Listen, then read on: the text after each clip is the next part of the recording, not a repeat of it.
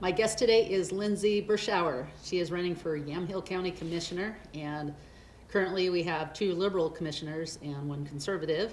And if you like to keep taxes low and you want to run government from a conservative point of view, hope you take a look at Lindsay. And even if you don't, you'll probably like her anyway. So thank you so much for taking the time to be here, to come here, and it's so nice to meet you. Nice to meet you too. Thanks for having me. Yeah. So you're running for county commissioner. I heard you had some kind of experience working around that department. Yeah, so I started working in public policy in Oregon back in 2010. I worked with Cascade Policy Institute, which is kind of a free market think tank out of Portland, and worked with them for a couple years. And then I ran the Oregon Transformation Project, which was an effort to educate Oregonians and raise awareness about public policy and things that were being passed in Salem. Oh, wow. On various issues: taxation, education, transportation. And then from there, I started my own company in 2013. So it's now been almost 7 years. It'll be 7 years in January. And my company has been focused on public policy research, kind of a whole slew of things, marketing, public affairs. I've helped folks start their own small businesses, so it's kind of Is that right? morphed into Oh, a wow. lot of fun stuff. But yeah, so I enjoy it. Okay. It sounds like you're somebody that I need to talk to. And, yeah, Yep. yeah, we have a couple small businesses that we're juggling right now. So Yeah, I think one of the proudest things that I've done is helping my father, who worked in aerospace. He was with Honeywell Aerospace for decades. And that was kind of his career and his generation. You know, you worked hard and you kind of stayed with a company, and you retired with a company, a single company. And when he retired, he said, you know, I'm not done. I really want to keep working. And so I helped him start his own small business, and he's now contracting his services with, you know, huge companies across the nation. So it's really neat to see that, and just the generational difference where, you know, that was a big deal for him, whereas someone my age is, that's kind of the norm. We just sort of, we do what we do what we can do, and we're more creative that way, and we're I guess less bound to what our parents did in terms of careers. So it's just an interesting experience, but he loves it, and I'm really proud of him. So wow. The people, do you know what percentage of people want to have their own business, want to be free from other businesses, you know? I don't know what percentage. We have quite a few solo entrepreneurs and small business owners in Oregon. And that's really been a passion of mine through public policy, is helping support small business, because they really are the backbone of our economy.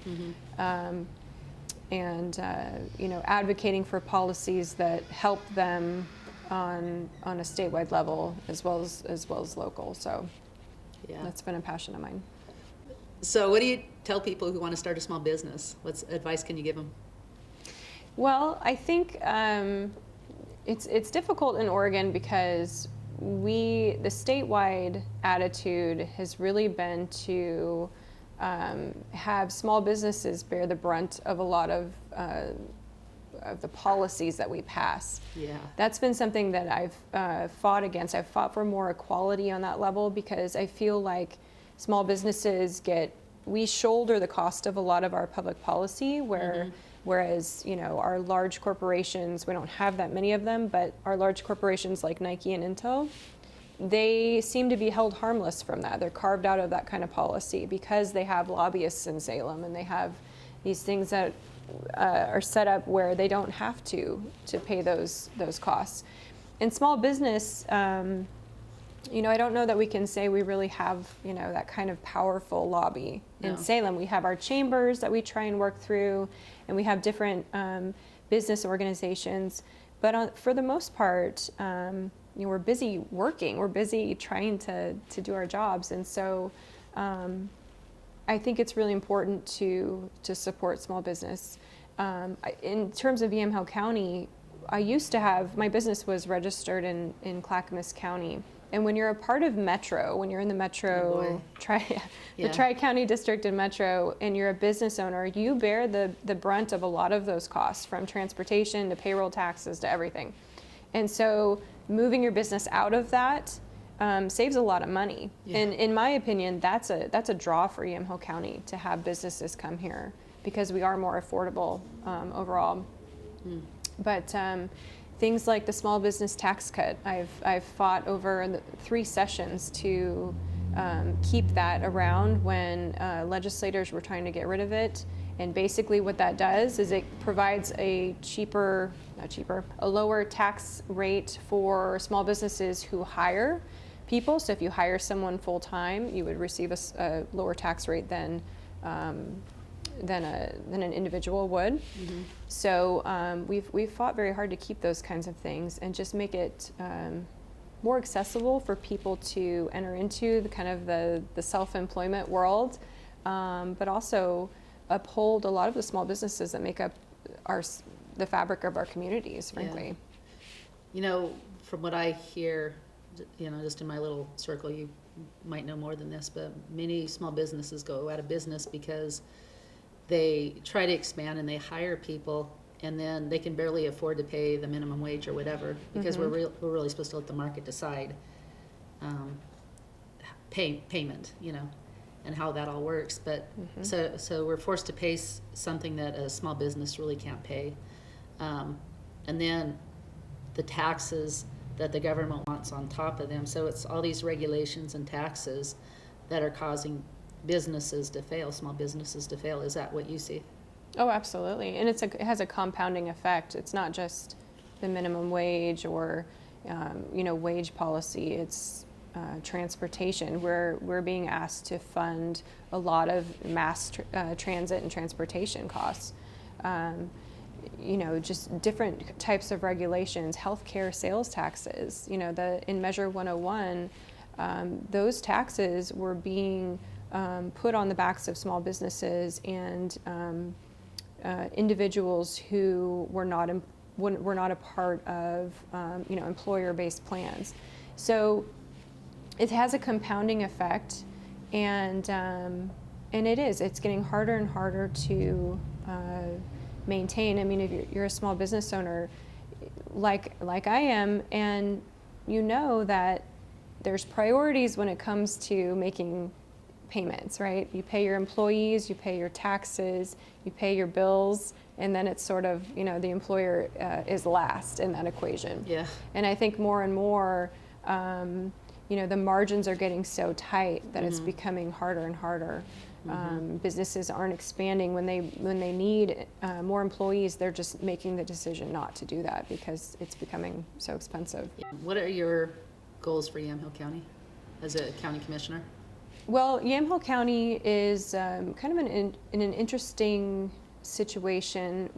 I used to live in Clackamas County, so my business was there. I lived there for many years, and we used to think that Clackamas County was kind of the bellwether of the state because it was a suburban county, an extension of Portland in that urban area, but a part of Metro.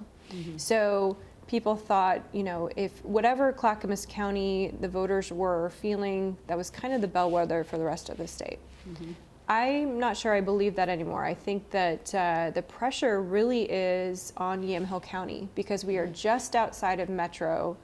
And if you've studied Metro or you've studied TriMet, you know that their entire business model depends on expansion. They have to keep expanding. They have to keep growing the taxpayer base in order to maintain what they're doing. So, and we're seeing this pressure. We're seeing it from Sherwood coming into Newburgh. We're seeing it from the Banks area, Gaston area coming into Yamhill on the north end.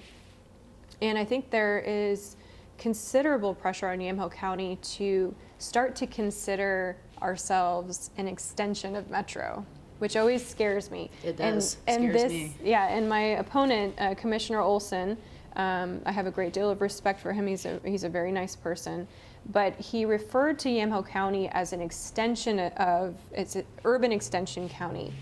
And when I heard that, I thought, oh no, that's Metro, right? That's Metro coming into our county, and not just influencing housing policy and transportation policy, but also tax policy. And that really makes me nervous. Huge because taxes. it's the reason why I came here. It's the reason why a lot of people escape Clackamas County and Washington County. So that's a concern. I think Yamhill County has a lot of great things that we do. We have a tremendous community-based organizations. There's faith-based organizations and just community services organizations. Mm-hmm. I've never seen anything like it. I didn't see it in Clackamas County, and I've worked in several counties. So we have those assets. Making sure we can utilize those assets to solve some of the problems we're facing in our county is going to be key. Just making sure we can solve the critical needs from homelessness to drug abuse to housing to all sorts of things. We need to do a very good job of bringing in those faith-based communities, community organizations to help solve some of those problems. That's great. An extension of that is, we were talking about this earlier, we both have middle school aged sons. I have a vision for Yamhill County that involves bringing a recovery high school here. And the reason why I think that's so important is because I've worked with recovery groups for a while now, and prevention is really the key to solving some of these problems that we're seeing with our youth. And then as an extension, when people become addicted and they become part of the system, either the law enforcement system or the healthcare system, it becomes a problem. And a recovery down the hospital, road. high school, I can sort of guess, but can you expand what that means? Yeah, so Recovery High School, so Oregon just opened its first Recovery High School. It's called Harmony Academy. It's in Clackamas County, up on the Marylhurst campus, and it is a public charter school. So any child in the state of Oregon theoretically could attend this school. And it's a 100% sober living high school. So all of the needs that come along with being addicted to whatever substance, those services are offered under one roof. And the staff, for the most part, are in recovery themselves, so they know what it's like to be in recovery. And the school really, the concept came out of Houston. Houston's actually doing a very good job of early prevention and meeting these children early on and providing them different avenues outside of traditional school. And in Clackamas County specifically, if you were caught as a young person, if you were caught with something and were sent into the judicial system and had to either serve time or go through a mandatory drug treatment program, you did that and then you were released and you were sent right back to high school. Mm-hmm. And we found that 80% of the kids were right back to using because of the peer pressure, because of the environment. Yeah. So a recovery high school is an option where kids can break that cycle. They can go into a sober living environment. And one of the most important things about that is your peers. Mm-hmm. Your peers really influence your direction. And so having peers that are also committed to recovery is absolutely key. Mm-hmm. And we could use that here in Yamhill County. We actually have one child that we know of, young student that we know of, that's going to Harmony Academy. Parents are driving them in every day, which is quite a haul. And several others from Washington County are also attending. There's kids from Sisters even that are trying to get up to Harmony Academy. So we know the need is there. Is there a maximum capacity that the high school can handle? They do, but you know what? They are rapidly expanding and happy to do it. I mean, it's really taken off. This is their first year. They just opened this fall. So I've had the pleasure of touring this school and being involved with the people who started it. And I'm not the only one who wants this kind of school in their county or in their city. So I'm hoping that we see throughout Oregon, a set of these schools opening up. As a county commissioner, can you make that happen? Can you bring it here? Well, I can certainly spearhead the effort. What happened in Clackamas County was really a school district, a school board. The school board understood the need, they saw the need, and they wanted that school there. They wanted it to be an anchor in their community. And so as charter schools go in the state, you have to have a sponsor, essentially, and they provided the sponsorship for the public charter school. It took about 36 months for them to get up and running, so about 3 years. But that's actually pretty quick in terms of charter schools and how they go. So I'm hopeful we can do it here. I know Newburgh has specifically faced challenges with teen suicide rates and drug use. McMinnville is no different. We're facing the same thing. And as a parent, it's just, it's terrifying. Yeah. I mean, I have a middle schooler.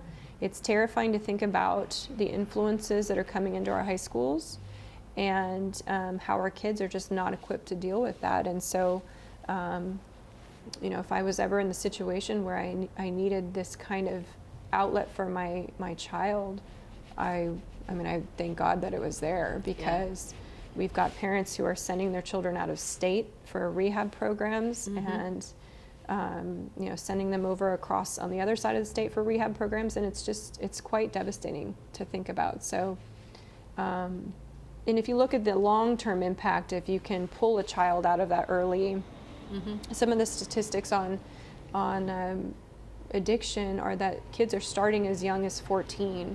So if you can pull them out of that and keep them out of the justice system, keep them out of the healthcare system, it's better for everyone, better for our society. That's what I was thinking. You said high school. Is that a start? Is there any way to get a high school / junior high in this county?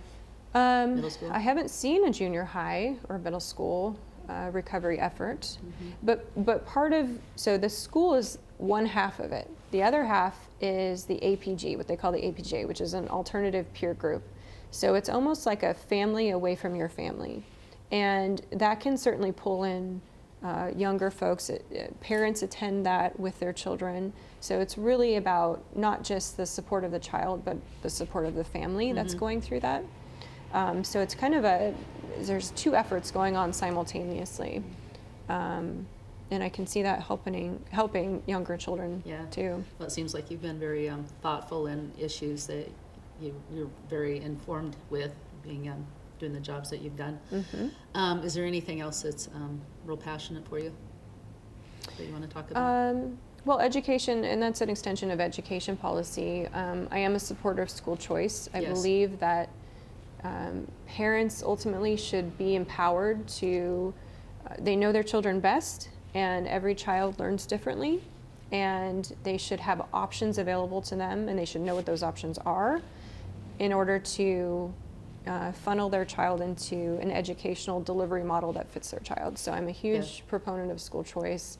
I've worked, I'm the president of Building Excellent Schools Together, which is a group of Oregon moms, really, that came together because our children have had different experiences. My child was bullied in public school. I have a mom who, her child is severely dyslexic and has dysgraphia as well.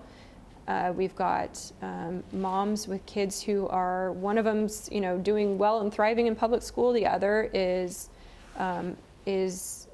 physically challenged and therefore cannot. So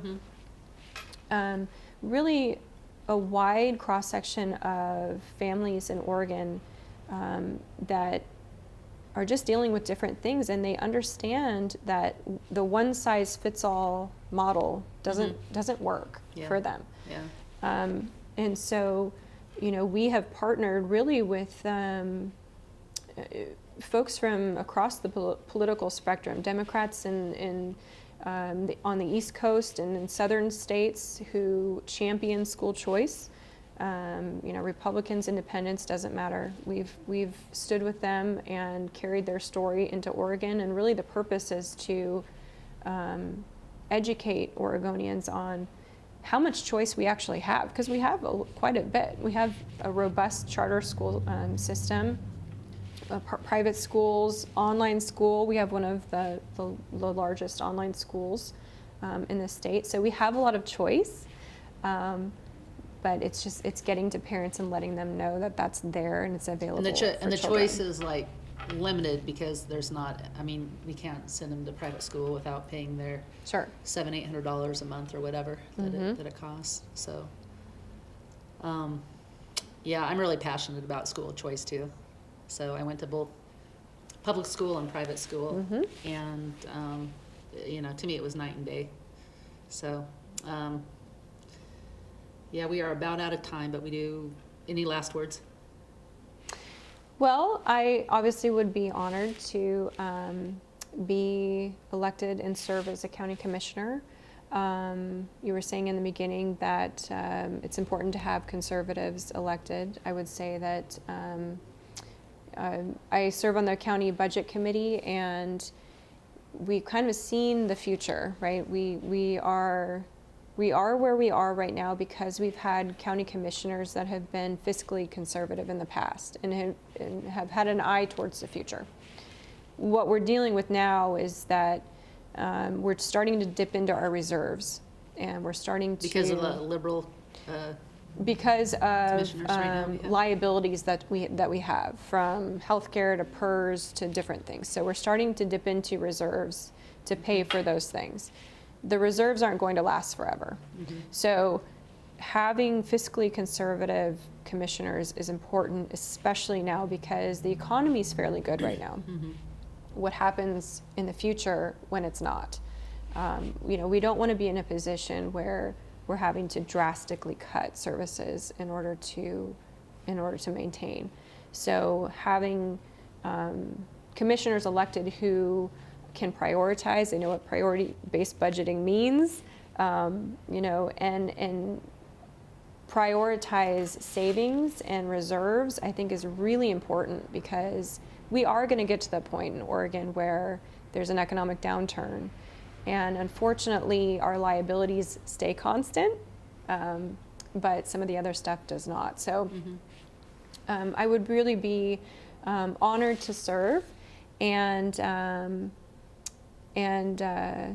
I just really love living in the county. I've lived in Newburgh, and I just recently moved to Carlton earlier this year, and love it, love being in the area, and I think we have a very special county. Yeah. Well, thank you. Thank you. I look forward to talking to you later about how the faith community can do a better job to fix some of our problems instead of going to government, because when we get faith involved, then the government doesn't have to get involved, and things happen better. It's cheaper for the taxpayers, and hopefully people get the help that they really need.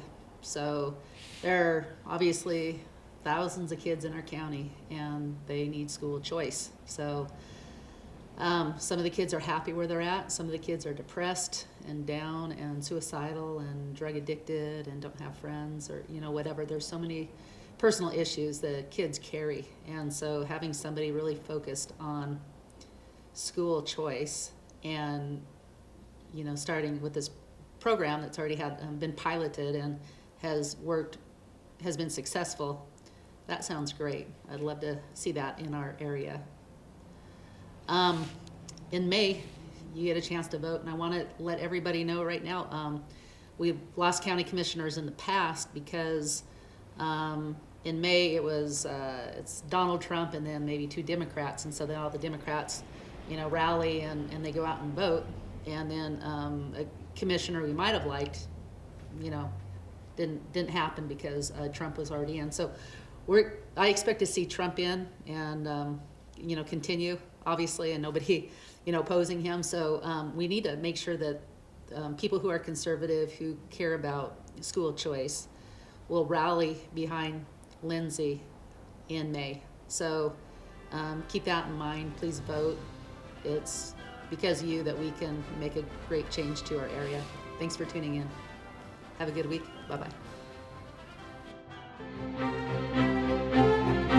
Inspiration.